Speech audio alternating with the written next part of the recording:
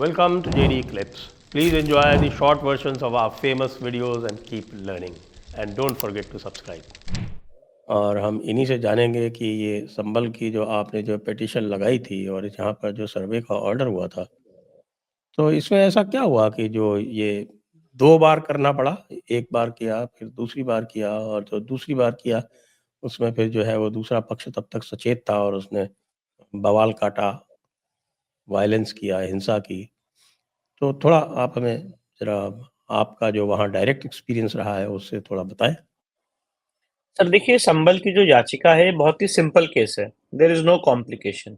और केस क्या है, और आप जो केस की सिंप्लिसिटी है उससे समझ जाएंगे कि वायलेंस क्या हुआ। इन दोनों का बहुत बड़ा कोरिलेशन है। केस बड़ा सिंपल सा है कि एएसआई ने इसको एक प्रोटेक्टेड मॉन्यूमेंट घोषित किया था under ancient monuments and preservation act 1904। और ये तो notification places of worship act भी लागू नहीं होता? लागू ही नहीं होता है, बिल्कुल। पर ये बात एक जो बड़े-बड़े बैरिस्टर्स हैं उनके दिमाग से निकलेगी ही नहीं। उन्हें उतना ही आता है, सेक्शन 3 ही पढ़ेंगे, उसके आगे जो सेक्शन 4 सब क्लॉज 3 लिखा है उसको नहीं पढ़ेंगे। उन्होंने अपने दिमाग में और लोगों के दिमाग में प्लेसेस ऑफ वर्शिप एक्ट भर दिया है। और जानते हैं, सच्चाई वो भी जानते हैं, सच्चाई हम भी जानते हैं कि आप सेक्शन 4 सब क्लॉज 3 में लिखा हुआ है कि एक्ट लागू नहीं होता है जो एंशिएंट मॉन्यूमेंट्स और प्रिजर्वेशन एक्ट से गवर्न होते हैं, लिखा हुआ है एक्ट में। पर आप उसको बाईपास, मतलब अपनी जो जिसे भाषण से बाईपास करना चाहते हैं। अच्छा, लॉ भाषण से तो बाईपास होता नहीं है। अब देखिए हुआ क्या। 1529 में बाबर ने इस जगह को तोड़ा। इसका बाबरनामा में प्रमाण मिलता है। हरिहर मंदिर वहां पहले एग्जिस्ट करता था, ये बात एडमिटेड है बाबरनामा में। दूसरा प्रमाण ऐन अकबरी के पेज नंबर 281 में लिखा हुआ है कि कल की अवतार यहाँ पे होना, और यहाँ पे हरिहर का मंदिर था जिसे एक ब्राह्मण वहां पे उसका पूजा पाठ करा था, उसको तोड़ा गया, उसको कन्वर्ट किया गया। तीसरा प्रमाण जो अलेक्जेंडर कैनिंगम है, उन्होंने पूरी वहां पे गए थे और उन्होंने, जो आर्कियोलॉजिकल सर्वे ऑफ इंडिया के डायरेक्टर थे उस समय के, 1874 में, और उन्होंने यहाँ पूरा सर्वे किया और 14 पॉइंट्स बनाए कि कैसे मंदिर था।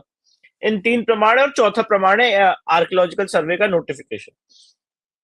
अब हमने याचिका क्या लगाई है? ये नोटिफिकेशन कब हुआ? 1920 में। ओके। 1920 में नोटिफाई हुआ। और उसके बाद ancient monuments of preservation act 1958 के तहत, एएसआई एक्ट 1958 के तहत भी फिर नोटिफाई हुआ। सीरियल नंबर 250 पे ये फॉल करता है। वो पूरा नोटिफिकेशन भी याचिका के साथ लगाया, और याचिका जो है वो अच्छे से बैरिस्टर साहब पढ़ चुके हैं। अब याचिका में मांग क्या की है? याचिका में मांग ये की है कि जो इस समय वहां पे एएसआई का कब्जा था, वो एएसआई को पुनः उनका कब्जा दिया जाए। आप सर राजस्थान में हैं, राजस्थान में कितने ऐसे प्रोटेक्टेड मॉन्यूमेंट है जहाँ पे एएसआई कब्जे में और जहाँ पे पूजा पाठ हो रही है? गोवा में आप चले जाइए, गोवा में एक सैफई मस्जिद है जो एएसआई प्रोटेक्टेड मॉन्यूमेंट है, और वहां पे नमाज हो रही है। तो कंसेप्ट ये है कि जैसे ताजमहल है, ताजमहल में हर फ्राइडे को नमाज होती है, तो वो एएसआई परमिशन देता है। तो एएसआई प्रोटेक्टेड मॉन्यूमेंट में सबसे पहले एएसआई को तो कब्जा लेना पड़ेगा ना। मैं ये सवाल पूछना चाहता हूं, ऐसा कैसे हो गया कि एएसआई ने अपना कब्जा खो दिया? ऐसे क्या कारण थे कि एएसआई को पलायन करना पड़ गया?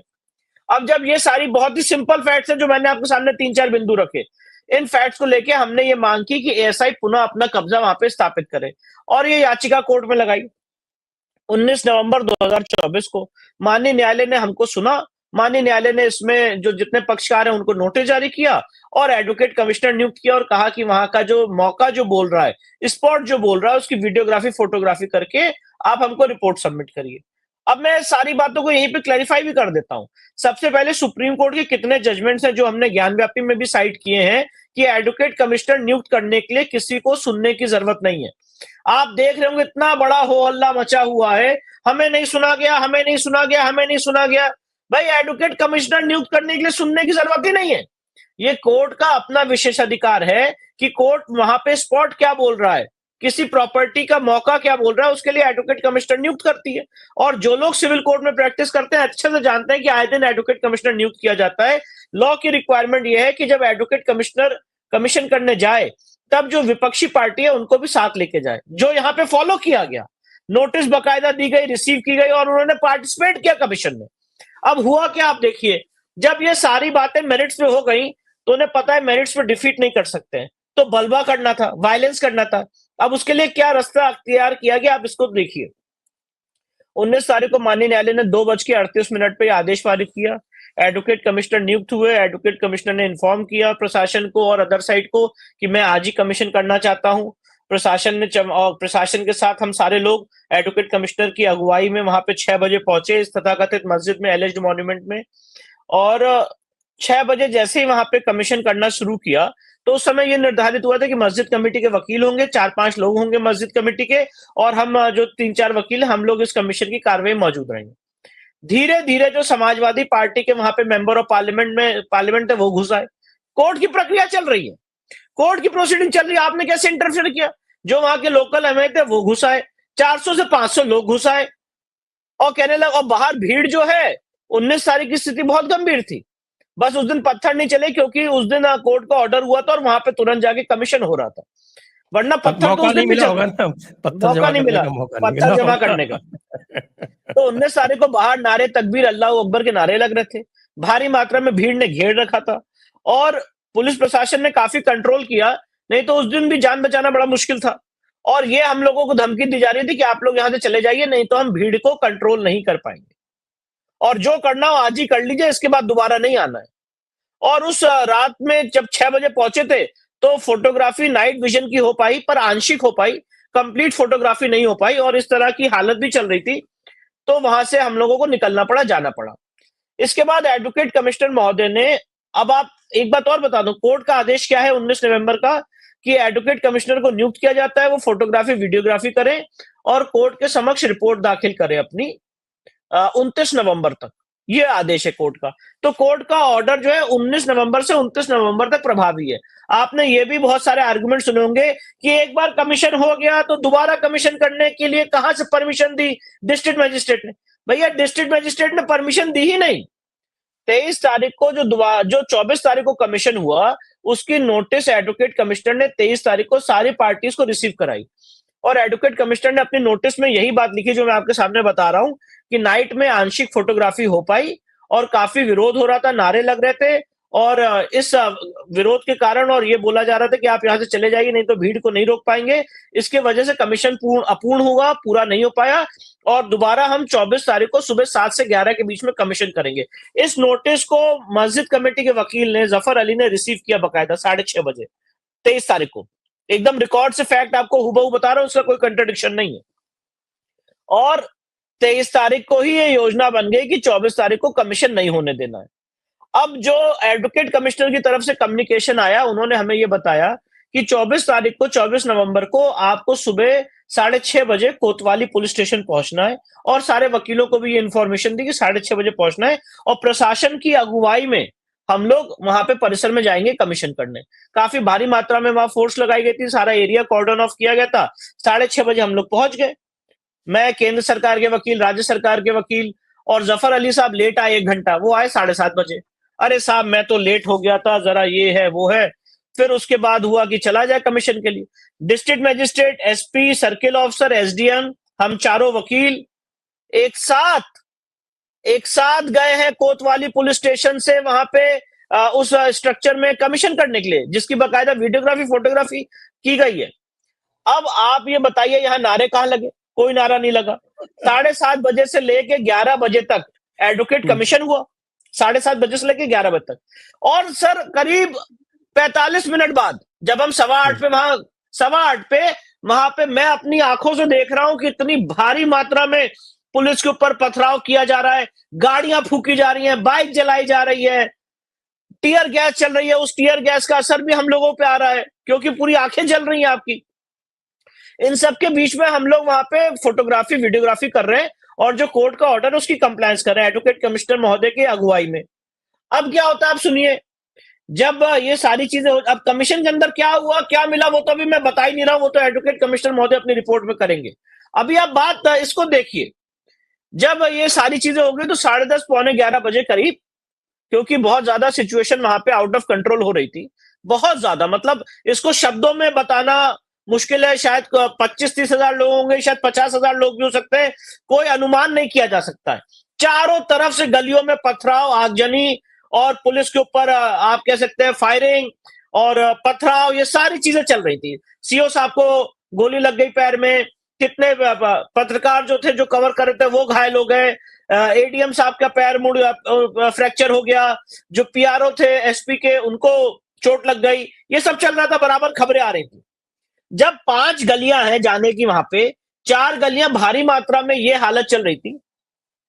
तो जब मैं निकला वहां से, तो मुझे एसएचओ ने कहा कि सर आप जहां से सुबह आए थे आप वहां से नहीं जा पाएंगे क्योंकि वहां पे हालत गंभीर है, तो आपको एक सामने गली है वहां से आपको जाना पड़ेगा, जो कुएं के एकदम सामने गली है।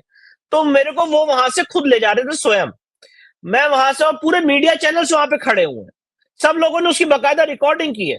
जब मैं वहां से निकल रहा था तो जो वहां पे हिंदू समाज के लोग थे, जो ये सुबह से लेके 7:30 बजे से लेके 11 बजे तक ये पूरा आतंक देख रहे थे, उन्होंने मुझे देख के जय श्री राम के नारे लगाए। मैं कोर्ट की प्रोसीडिंग्स में था, मैंने एक नारा भी नहीं लगाया। मैं कोतवाली पुलिस स्टेशन आया, मैंने वहां पे ना कोई बाइट दी, ना मैंने वहां पे 1 मिनट के लिए रुका।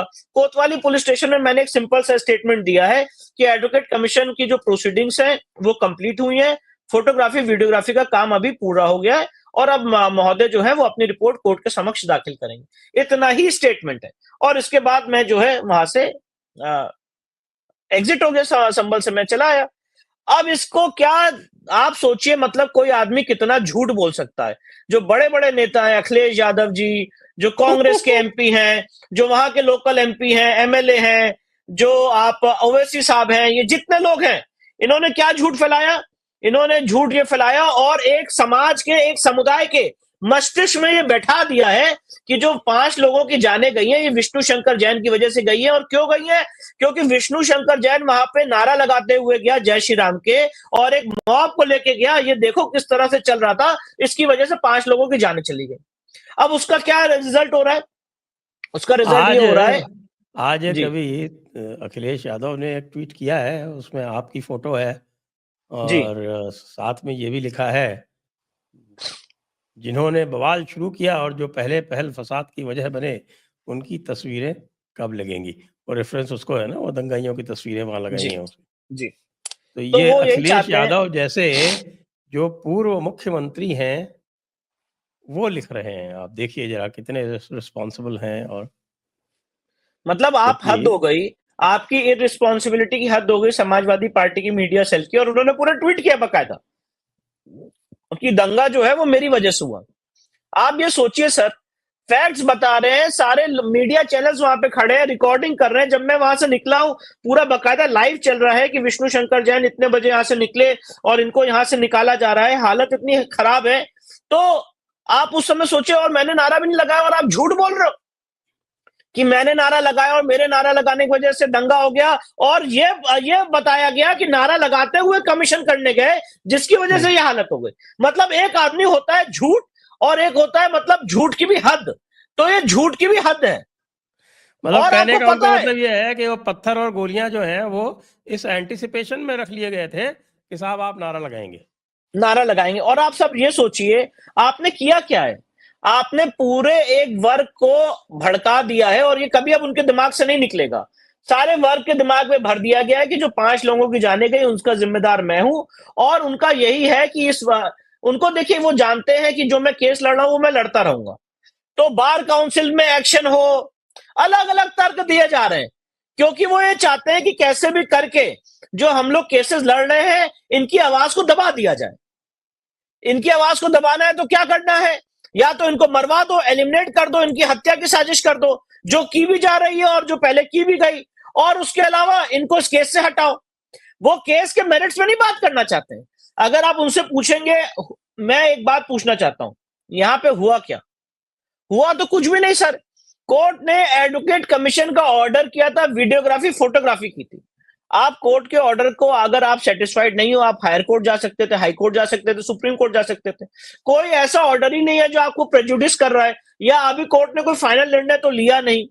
पर आपने ये इतना हो हल्ला इसलिए मचाया है, इतनी मॉबोक्रेसी इसलिए की है क्योंकि आप ये चाहते हो कि इन सारे मॉबोक्रेसी के बीच में जो इस केस का सच है वो छुप जाए, वो दब जाए। और जो लेकिन हुआ हरिहर तो मंदिर उल्टा की है बात इसका, है हुआ जी, तो उल्टा है। इतने सारे खोजी पत्रकार पहुंच गए, उन्होंने तो पूरा हिस्ट्री निकाल के उसकी सारा, जिन लोगों को नहीं भी पता था कि ये एएसआई का प्रोटेक्टेड मॉन्यूमेंट है उनको सबको पता चल गया। लोगों को यहाँ तक पता चल गया कि ये प्लेसेस ऑफ वर्शिप एक्ट से गवर्न नहीं है। आज हमारा आपका ये डायलॉग लोग देखेंगे तो और भी समझ जाएंगे।